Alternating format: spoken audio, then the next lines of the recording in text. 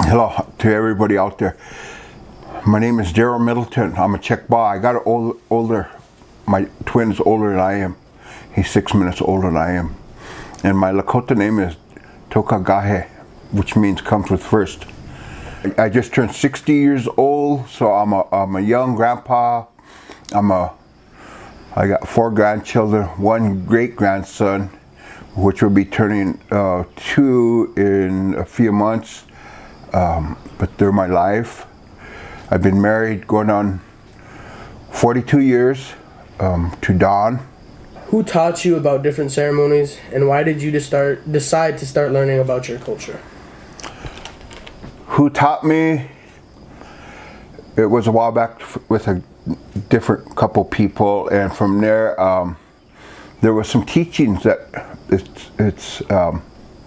they were kind of leading us in a different direction, and so the medicine man from Wombley, Lecture Richard Moosecap, from those teachings of what I'm learning from him. I've been doing this for a while, and my job is to teach my children and my grandchildren, and from there my nephews, nieces, and plus that was my teal but to the Oyate, and to try to bring a lot of them to come together, especially the young people nowadays. Unfortunately, there's reasons why I turned to walk this way of life, and usually things like will turn you to a direction to that. But the Creator has always been here. But sometimes things like that really change our lives around and stuff there. And through this way, and I got involved. Then my family and DJ, and then my grandchildren, and now we're going to try to pass this down to the great grandson there. He's been in the sweat when he's 8 months old and stuff there, and so but just to teach you and to all you young people, because we're kind of losing our identity out there. And sometimes things are meant a certain way, and the Creator's always been there. We just have to ask for His help, because these are our Aboriginal lands here in the Kuichashas there. And so one of the most beautiful places I call paradise, whether it's winter or whatever, but this is home. I've been to many places, cities, and there's nothing like paradise out here. So I really love where I live. It's good to look out over the river and to see that water out there. And so that's one of the most blessed gifts that Tugasha gave us. And so it's a lot about healing. That water heals us a lot of times and stuff. So, okay. Another thing we have for you is we would like to ask, what are the 7 sacred ceremonies, and in what ways have they changed since back when compared to modern times? One of the most sacred is the sun dance, and like now this time of year, many of the sun dancers are preparing themselves. Usually they start right after last year's ceremony. The day after, they start preparing for next year. They start thinking about it, just thinking about those 4 days that they were suffering and while they were holy. From what I'm told is that the only time that you're holy is when you're at the Sundance, because you're fasting and suffering for the people you love, or your oyate. And especially the people that can't walk, can't be there, you're usually dancing for them and your families. And so that's kind of one of the toughest ones, and those 4 days might be hard as we look, as the supporters that watch them, because you see a lot of suffering and you see a lot of crying. But those sun dancers are dancing for their people who they love, and that's part of their job. And to see them suffer that, like crying like little babies out there, and I personally have seen things at the Sundance where maybe other people have seen. That's one of the most strongest ones. And the other one is the UEP ceremony that, and I think maybe some of you guys have been in, but that is one of the most powerful ones that I pretty much been involved with. And so, you know, it's all about saving our people, healing our people from cancer or whatever their illnesses are. So it's really amazing how the grandfathers, they taught us this way of life, you know. I know nowadays it's the modern medicine, take a pill. That pill will help you, you know. Sometimes those pills don't help you. That medicine doesn't help you. But when you do these things, this is that you got to have a good open mind about things and be positive about things. You know, so that's just kind of where it is. But that's two of the most main things that I've been a part of, you know. And so, I mean, it's all about helping somebody else heal and stuff there. You know, it's a tough life, but it's a good life. What would you say your role in the community is? My role in the community, don't take me wrong, I'm not a prejudiced person, but in the non-Indian way, that means something when you have a name and title. To me, that we're all leaders in our own way of Mason. You guys are all leaders here. Just because we don't have a name and title, we're all leaders. And so I look at myself as being that.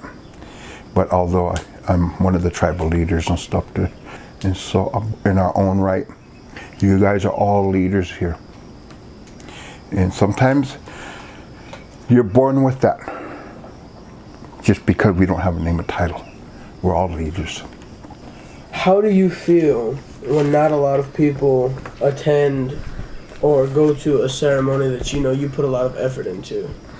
You gotta know the word commitment, and that's something that maybe that I and some of the leaders, the spiritual leaders and the elders, commitments is a real big thing. And I always tell my son and my daughters and my grandsons that when you make that commitment, that comes from your mouth, that you said it.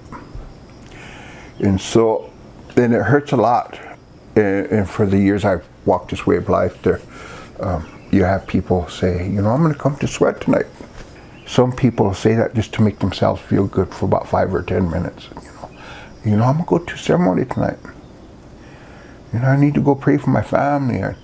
My auntie's sick over there. Her grandma ain't feeling too well, and such and such having a hard time, you know. But those intentions go away afterwards. So when that time gets near, you know, they're probably their favorite show on TV's coming on, or a basketball game or football. Hey, that's more important. And so those are commitments that, so maybe if there's 12 of them coming, maybe there's 3 or 4, and that's happened. But I always say, who's ever meant to be there that night, they're there, and they're there for their good reasons. And so, but you always got to remember, it comes from your mouth when you say that. Be careful. They always say, be careful what you say, because sometimes that comes back to you and stuff. And the real true people will tell you that they don't probably talk so much. We'll be there, and usually it's them that show it up.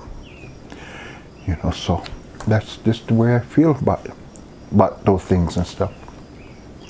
What are some everyday traditional medicines that you can use or do use? Well, first of all, I got a medicine bag, and it was given to me by the medicine man. And my son, DJ, and my grandsons all have one. And that's just there to help us. I'd never ask him what it's made out of. He always says it's from the old things. And so sometimes we'll go and take the old medicines back to him, and he'll make us new ones and stuff there.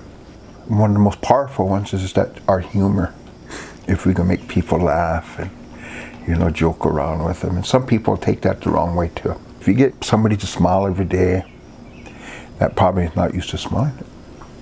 that's medicine, you know. So, Can you walk us through a send-back ceremony? but it starts from that when you got done. But it starts to all through the year when you're going to the sweats and stuff like that. You're preparing yourself to that good feeling of being there, and it's just keeping a physical good condition, and just you do it with a good mind, and so that's what they call, you're preparing yourself there. Throughout the year, you're thinking about one of your relatives that's been sick, who's having a hard time, and so with that, we take those prayers, and we make that woye, the flags, and we make the tobacco, the ties, and we start doing those a few days before. But we travel to Pine Ridge, and we stay a week down there, and it's always good to come home, but it's always good to be there too, and to see from there. There's relatives all over the nation that comes. California, from the East Coast, some down there locals, but they come from all over. And again, we're family, always glad to see each other, and so those things are good. But pretty much it's just preparing yourself through the sweats, and as you get older, you could tell your kids and your grandchildren these stories, you know, and it's a good thing.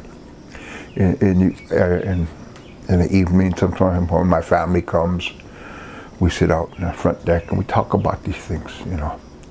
It makes us feel good, it brings us closer together, and so, you know, it's kind of what it is.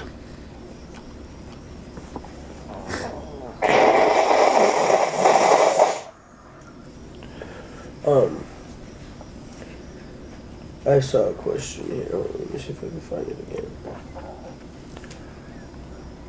Oh, can you tell us about maybe some of your experiences with different medicines, and tell us which you felt were most effective to you? A few years ago, I had cancer, and so I think I might have told you guys once before, but we had to go to the medicine man and to get doctored. And so we went, the day we went down to Wambley, and he was waiting for us to, so like anything else, I don't know if somebody participate in that, but usually when they do something like that, you got to go and wipe off.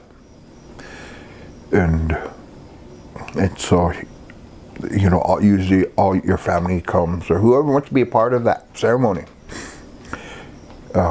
They all go in the sweat lodge, and the men will come out, and then women will go in there, wipe off too.